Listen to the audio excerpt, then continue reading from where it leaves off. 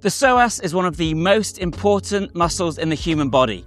When it is working well, it will encourage great posture, good biomechanics when walking and running, giving you more running speed, fast, tall, powerful kicks, and general mobility and fluidity throughout the body that makes you feel youthful. However, when it's not performing as it should, it leads to lower back pain, anterior pelvic tilt, stiff, awkward movement when running, and a general poor biomechanics. Unfortunately though, the psoas doesn't get the attention it deserves simply because it's hidden away deep within the hips, and many of us don't even know about it. So in this video I'm going to explain what you need to know about the psoas and untangle how you should be training it for the best results. Whether you're looking to maximize your performance or whether you're looking to address some kind of movement or pain issue related to your lower back and hips. So the psoas is a deep muscle in the hips. It goes from the top of the femur, that's your thigh bone, to your lower back, your lumbar spine. So it attaches from your back and uses that as an anchor to raise your leg. And you do this when you're walking, when you're kicking, and even when you're sitting. When you're sitting, your psoas is going to be in a shortened position.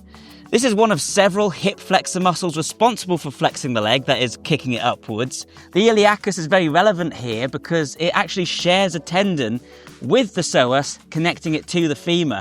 However, unlike the psoas, it doesn't attach the femur to the lower spine, but rather to the top of the pelvis, the hip bone.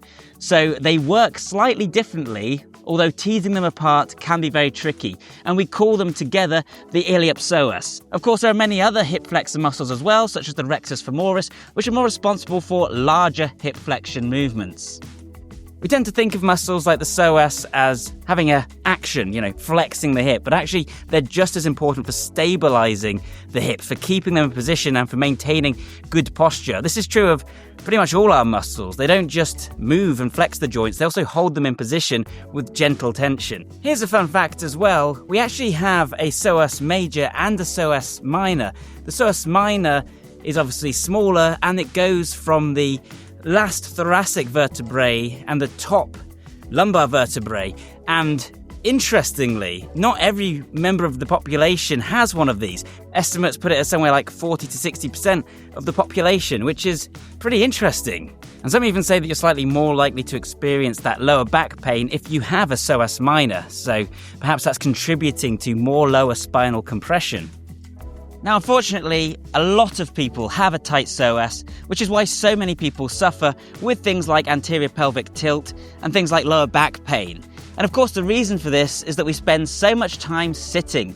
When you're sitting, your leg is in a flexed position, your hip's in a flexed position, you've shortened the distance from your lower spine and your pelvis to the top of the femur, and as a result, that of course means that your psoas is shortened. At the same time, it's also going to get weak from a lack of use by staying in this position. Combine that with the fact that most of us don't walk or run as much as we should, and the result is a psoas that's short and tight, which is no good.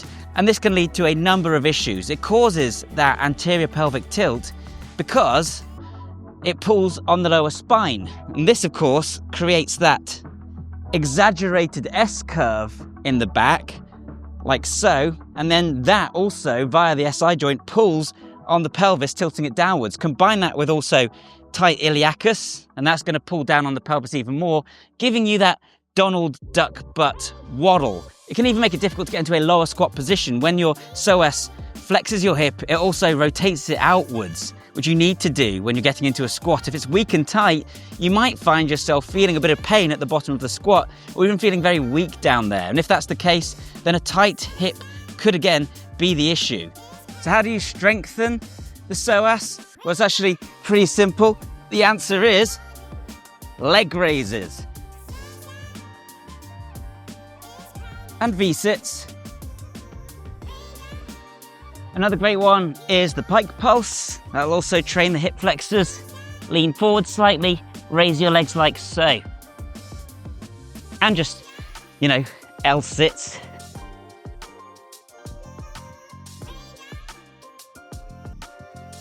When you're doing these, you might notice that your lower back often starts to round, especially with something like the pike pulse.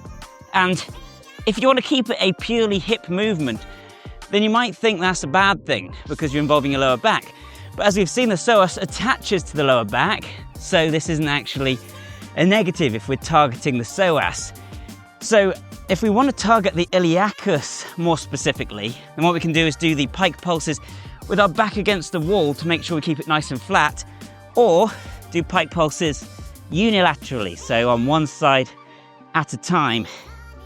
And what that does is it keeps the pelvis and the spine more in place, allowing you then to just focus more on the iliacus and feel it deeper. It just means that in terms of leverage, it now is in an advantageous position. So what I actually recommend doing is doing both, doing some variations where you're isolating the iliacus and some where you're letting the psoas get more involved. Also really good is crawling. You guys know I love crawling. When you do this, of course, you're bringing your knees up to you, flexing your hips that way. One of my favorites, marching A's, that's launching your knees up as high as you can, or also called 100 ups. But again, you can isolate the iliacus more, for example, by doing seated marches, because this way you're keeping your spine and your pelvis a little bit more locked in position, allowing the iliacus to take over more. And then, of course, as well as strengthening the psoas, you also need to make sure that you're making it mobile. You need to stretch it as well. And there's lots of great exercises you can use for this. If you want to target the psoas in particular, then something like the warrior pose is really good, or crab reach, anything where there's a slight arch in the back, because that way you're increasing the distance from one end to the other. If you want to stretch the iliacus or both of them more, then do something like a sofa hip flexor stretch. Put one leg up behind you. As you're doing this though, just be mindful to make sure you're not rotating your hip away from you, because if you do that, then you're not actually stretching it half as much as you could be. But whilst this can be effective, this is where things get really interesting, because actually it's a whole lot more complicated than just stretching the psoas if you really want to release it and achieve some relief there.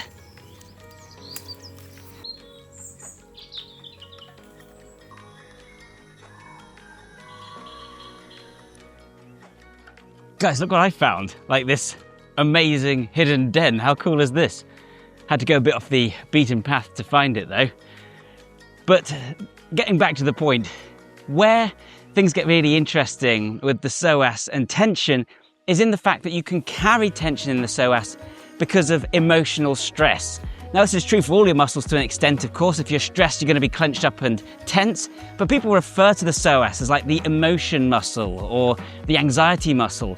And the reason for this is because it actually physically connects to the diaphragm. They both attach around T12 vertebrae, and they actually share fascia and nerves, so that when the psoas becomes tight, it actually impacts your breathing, makes you breathe more shallowly. And the same thing is true, when you're breathing more shallowly, it makes your psoas tighter. So I've known for a long time, as someone who has back pain running in the family, that if you're an anxious or very physiologically aroused person, if you're someone with a high sympathetic tone, then you're more likely to experience lower back pain.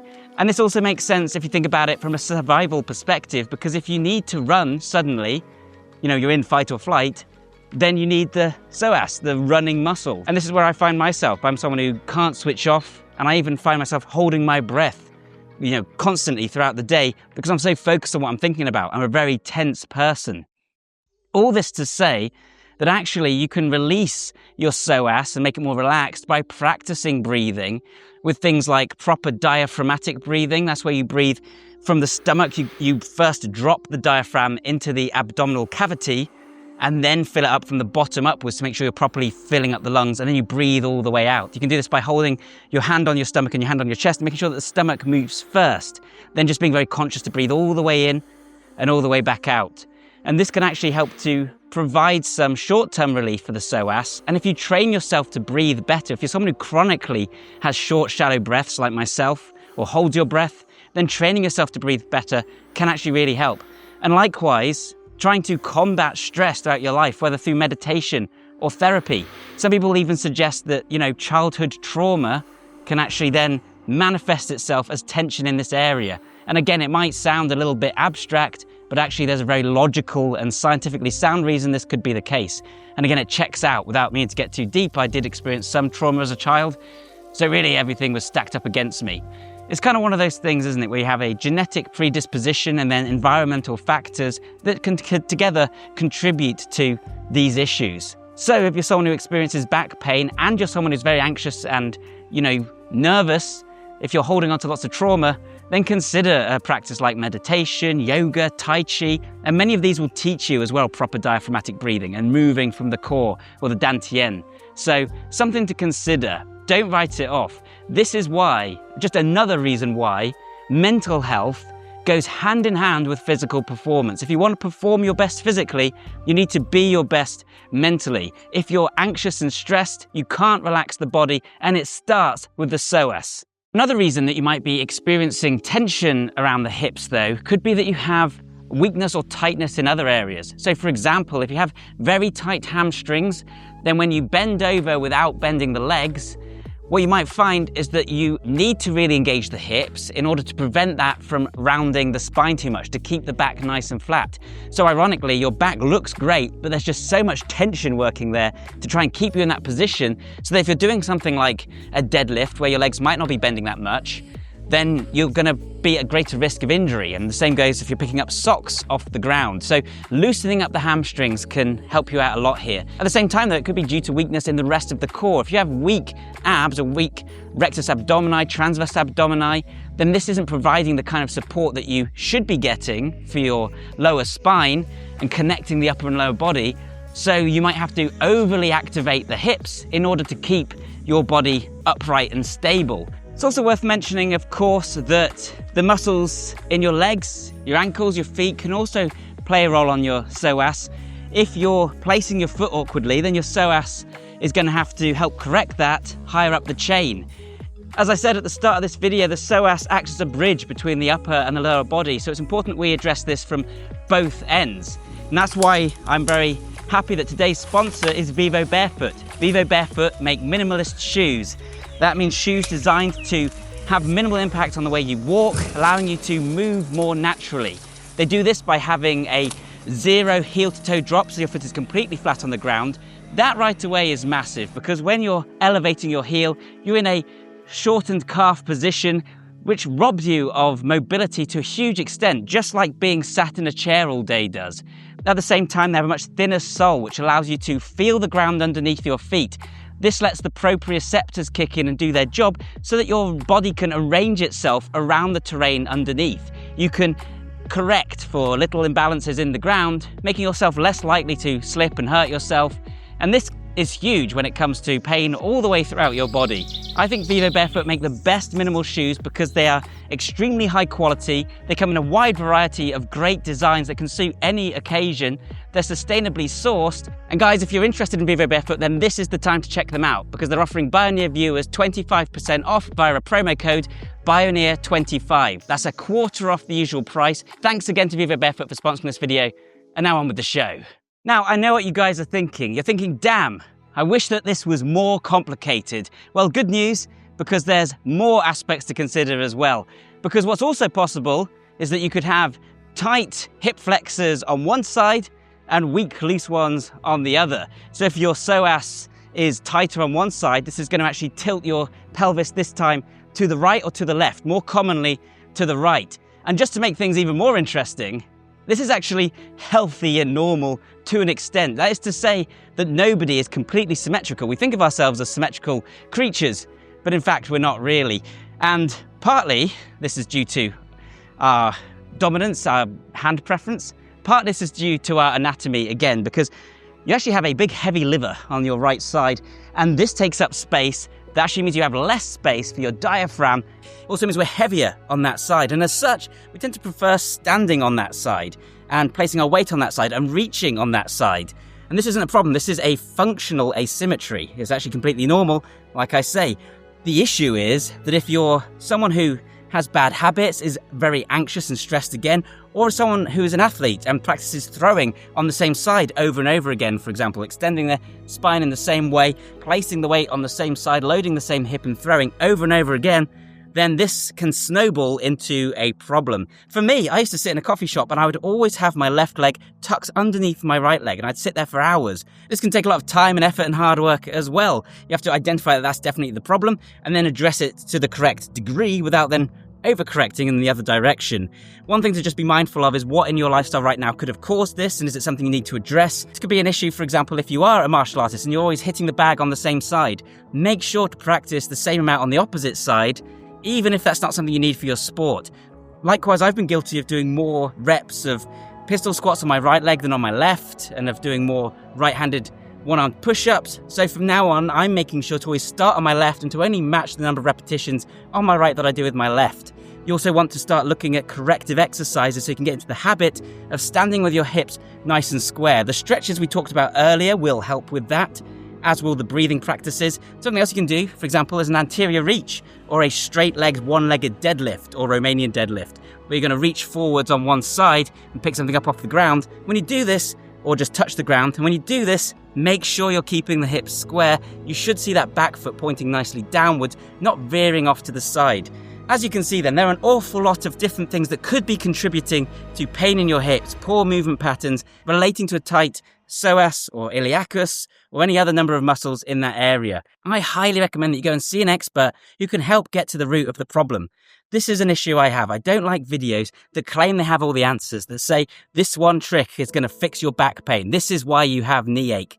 Because the truth is, so many different things can be affecting it. In this case, it could be a tight psoas, tight iliacus. It could be tightness on one side, not the other, weak glutes, weak abs, poor posture, tension and stress, or it could be a tumour. So you need to go and see somebody who can check that and give you good advice if you can afford it. This is also, unfortunately, why I am a little bit skeptical of this kind of advice. It can be a little bit over-prescriptive, giving you hundreds of different little exercises to try, many of which might not work, or you don't know if they're going to work, and take loads and loads of time.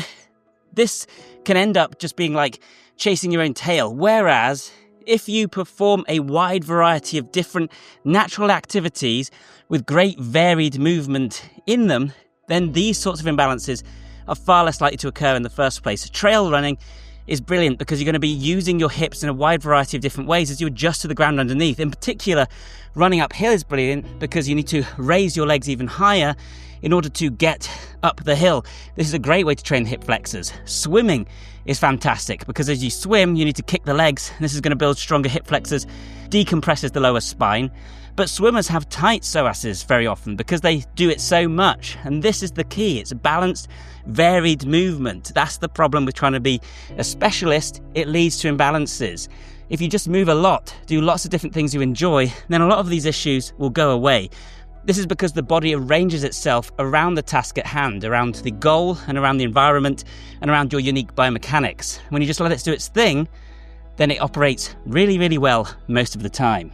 I hope, though, that this has been interesting because I find this fascinating. It really does show how unified the whole bodily system is and how issues in one area can affect issues elsewhere. I hope it's given you some threads to tug on and some areas to look into and some exercises to add into your routine that will address some of these issues and maybe prevent them from occurring. But I do recommend you go and see someone if you're having issues down here as well.